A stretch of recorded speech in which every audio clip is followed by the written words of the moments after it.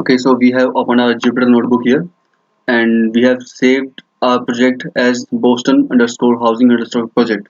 So this is a Jupyter notebook file. Opening it a new tab. As you can see, our localhost 8888. So our server is working on localhost 8888. Jupyter notebook is being opened.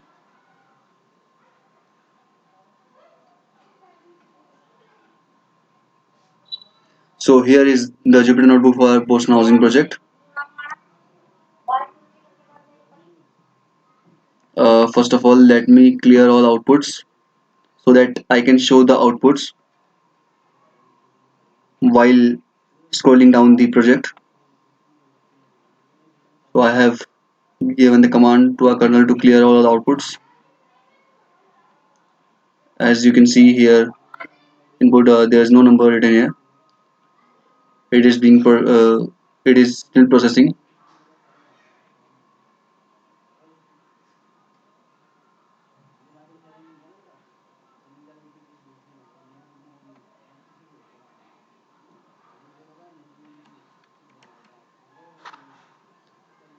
Okay, so there are 5 steps which are basically involved in any machine learning problem. When we are trying to solve any machine learning problem, there are five basic steps we need to go through. The very first step is data pre-processing. The data pre-processing is the step where we collect our data and we process over the data. We try to understand the correlations between data. We try to understand the logics and the relations between those data. After that, we define our error. So here we decide what kind of error should we use, whether we should use MSE or MAE. So here we decide what error strategy is suitable for our project. The third step is about splitting the data. We actually need to split our data in two major parts. One is training set and the other is testing set. First we train our model on training set and then we test our model on testing set and we check the accuracy of our model. And the fourth part is of training. After splitting those data, we need to train our model, and finally in the fifth part we predict our we make predictions based on that model. So we just executed. As you can see here, it is showing a star here, so it is not still executed. As also it is showing python 3 यहाँ पे, here the dot is completely filled. Also you can see this is the it is showing processing here. So in this first cell we have included all the essential libraries we need to work with in this project. Coming to step 1, data pre-processing. So I have written some basic keywords which are very essential to understand about our dataset, because we are importing our dataset from the library from scikit-learn. So the Boston housing dataset is already present in scikit-learn library. So we have imported our dataset from scikit-learn. So as per this library, the data is the keyword which contains the information about the houses. Target is the keyword which is actually the 14th column, which tells us about the prices of house. This column has been named as MEDV in the actual dataset. Feature names is the names of features, which are actually the first 13 columns of our dataset. And DESR is the keyword used to describe the dataset. Now coming to load data, we are loading data from Boston housing and it has been executed. As you can see, Boston housing dataset has been loaded, and when we use this DESCR command, DESCR keyword actually, so it has described us about our data. This is the whatever information we are seeing over there on the screen. It is the same information present in housing dot names file available on UCI library models, UCI library websites. So missing attributes values here. This is a copy of UCI ML housing dataset. Here is the link provided we can directly go to this link and check for our database. We are not going to do it right now. We just have to briefly explain this project. Well, this project has been made this as an assignment given by Sci-Fi Labs to complete the online course of machine learning. Executing the next command.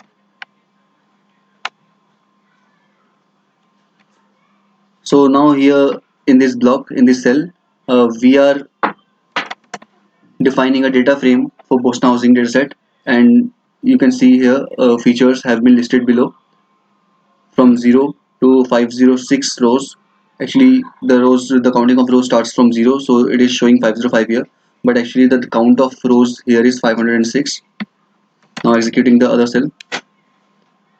Okay, so target, here we have named the target word. Target is the keyword which contains the 14th column of our dataset.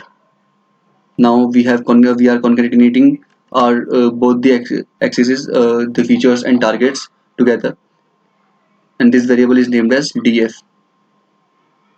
Okay, now we are going to use describe function. Describe function actually tells us about 7 major information about our dataset, which is the count, the number of rows; mean, which tells us about the mean of each column; standard, which tells us about the standard deviation of column; minimum, maximum, 25 percentile, 50 percentile, and 75 percentile. Okay, so now calling the describe. So it has shown our the description of our dataset. Now plotting. Here we have done something different, as we have been taught by Sci-Fi Labs. The Sci-Fi Labs course is very basic. Not actually, it is actually the core course, which is very helpful in understanding the dataset. We have used some box plots to understand the mean values, minimum values, and maximum values of our dataset. In the next block, we have plotted some histograms for LSTAT, RM, and PT ratio. So it is being executed right now. We can wait over here. Okay, so here are some here are the histogram for all our here the histogram for all our 14 columns of our dataset. And the next we have made some scatter plots for LSTAT, RM, and PT ratio. Okay, now here we have defined the correlation, and we are plotting the bar graph for our dataset.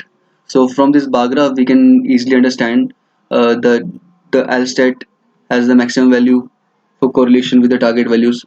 So the positive LSTAT is showing a very positive correlation with target values. So it is going to change our target values. That means if we increase LSTAT values, then our target values are going to be changed. So we observe from a bar graph printed above uh, about the LSTAT and RM that have the highest absolute correlation values. Okay, so now here we have defined X as DF LSTAT values and Y as DF target values. So DF refers to our data frame. We have already studied it above. Now we are creating two objects of min-max scaler. We are actually using min-max scaler for scaling our data, because our data is scaled in various the data is has been scaled various ways. So min-max scaler, what it does is actually it scales down our data set, and after applying this min-max scaler, the range of our data set becomes from 0 to 1. Now we are coming to the second step, which is about defining the error. So here we are defining our error. We have many methods of defining errors: mean square error, mean absolute error, and cross entropy loss error. But CEL error is generally used in classification methods. So now we have defined our error here. Moving to the step 3, splitting the data. Now we will split our data in two parts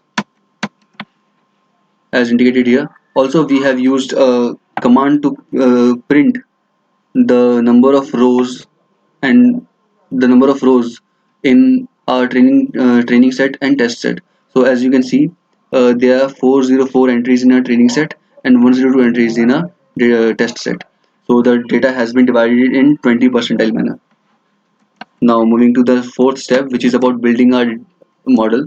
So we have all for building a model, we require three major functions, which are error function, update function, and gradient descent function. So we have already defined our error function above in the second section of array defining. Here we are defining our two other important functions, which are update function and gradient descent function. So we have executed this part of our code. We have successfully executed this part. Here, this is the descent function. This is the descent cell, which will provide the initial values for our model to work. So after providing this initial value, yes, here we have used this magic function for time, for showing the time of execution time of this cell, and the wall time here is 263 milliseconds. Now coming to the next part, we are printing the length of MC values and error values. Actually, we do not need to print these error values. So we can make it a length. We can make it length of error values, so that we can understand much entries are there. How much entries are there in error values. So we can see there are 250 entries in MC values and error values. MC value is the values of M and C. Okay, so now animating the data which we have get. We have already understood the correlations between our data. Now we are using this animation method so that we can easily understand by the animated plot how our data has been correlated and how our model has been fit on our data set. So we are plotting this scatter matrix here, scatter matrix for our L state data versus the target values, and based on those scatter matrix, the animation will show how our regression model is plotting its straight line, linear, actually the linear model. It is still executing.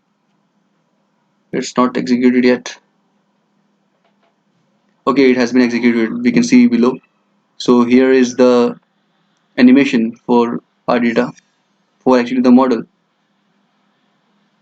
and moving below, actually scrolling up, so we can see the final output of our data is has been shown in this plot. Now visualization of the learning process. Let's see how a model learns things. So here is the way how data has been plotted. Now we are trying to plot error values, and you can see clearly we have make a quite decent plot for error values. It is a downward slope. It is showing as we go from 0 to 50, the error decreases drastically, and after some time it becomes almost parallel to the x-axis. Now coming to the final step of our model, which is prediction. After step 4, we obtain the final values of M and C. Now using these values, we obtain the predictions for the values in the testing data. Now for making predictions, here we are calculating our predictions on test set as vectorized operations. Okay, so here we can see our mean squared error. The MSE value is 0.01654. So it is our mean squared error. Let's put x test. So here is the table plotted for our x value corresponding to the target value and the predicted value. So as we can see, there is not much difference, but these values have been plotted as the scaled value. These are the scaled value which range from 0 to 1. But when we are talking about our actual actual model, so we require the answer in the format as it has been already given in our dataset. So we are using the inverse transform here. We will be using first transform after plotting this scatter matrix. So this scatter matrix is for test data. Earlier we had plot scatter matrix for our training data. Now this is for our test set. So it looks quite similar to that, but the number of points, actually the number of scatters are less here. Now reverting to the actual part. Okay, so after applying the inverse transformation, we have got the final values of our the price of house, which is in $1,000. So for value x 9.04, The target is 23.6 and our prediction is 26.09. So there is not much difference here.